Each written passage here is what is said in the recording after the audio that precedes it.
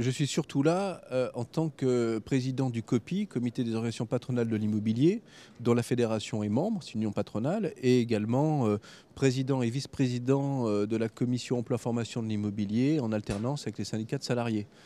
Alors, ce qu'on vient faire sur ce salon qui est important pour nous, c'est la deuxième édition, c'est présenter la politique de l'emploi et de la formation de la branche professionnelle de l'immobilier qui couvre 100 000 entreprises, 250 000 salariés dans les métiers de la gestion, la transaction, le conseil, l'investissement pour compte propre et compte de tiers.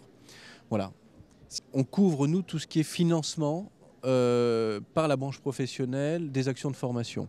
Vous avez trois systèmes qui existent en matière de financement d'actions de formation. Vous avez les formations initiales qui vont du bac jusqu'au doctorat universitaire. Vous avez les formations par l'entreprise en promotion interne.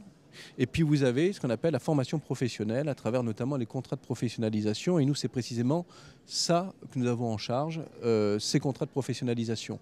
Donc c'est 8 à 10 000 stagiaires par an, c'est une centaine d'établissements homologués, c'est un budget de 25 millions d'euros qui couvre des actions de formation du type CQP, certificat de qualification professionnelle, BTS, et master privé, master 1 et master 2.